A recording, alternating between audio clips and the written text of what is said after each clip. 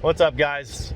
Not going to be looking at you because I'm driving, but I assume you're all dying for a 5-week update on my hip after labral repair, reshaping the femur head, and then they, as I learned today, did some repairs inside the capsule.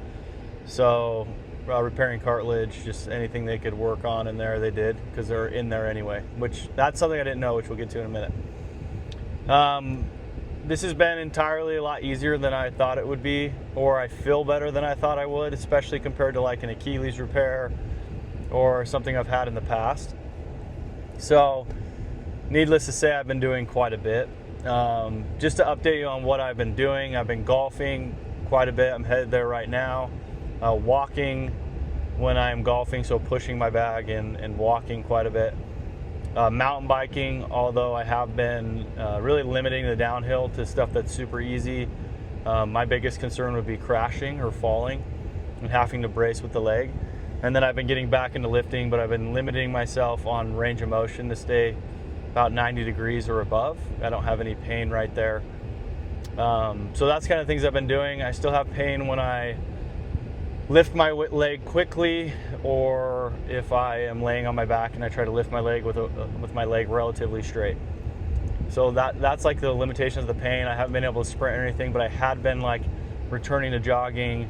I had been doing some sprint tech drills and stuff like that. So just got off my call with the provider, and they okayed golfing because I don't have any pain, primarily because it's like my lead hip. So if you do golf, you understand like that lead hip is not going to go into as much rotation and extension as the trail hip. So got cleared for that, thankfully. But I kind of got slapped on the wrist for, any kind of like jogging or return to like sprinting. And I had noticed I was getting pain when I would push through the ground with my leg in extension. So basically like that push in the leg behind the hip was irritating it a little bit, but nothing like too crazy. And what I didn't realize, like my thought process was, I'm probably not going to hurt the labrum. That's going to be really hard to do, or have to be pretty aggressive. And the hip looked good. I didn't have any bone forming on where they'd shaved it down.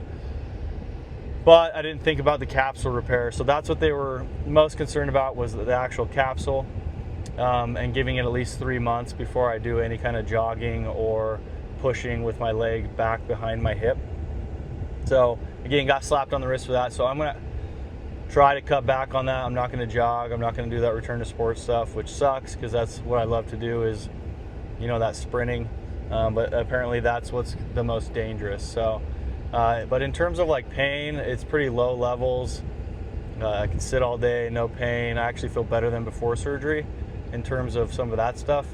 So really, really interesting. I have a not greatly shaped femur on the other side as well, but have no pain with that, no issues. And they said they wouldn't address that unless I did have pain. So that's kind of where I'm at. I've been doing a lot more than I thought I'd be able to do, bouncing back pretty quickly. But I am going to heed that advice. I would hate to do some damage to the capsule right after they fix that, and something I didn't think about. So if you are going through the same thing in the future, keep that in mind. I'll keep you guys updated. My next appointment's like at 3 months, so we'll see if I'm back to jogging and do the stuff I love. Thanks, guys.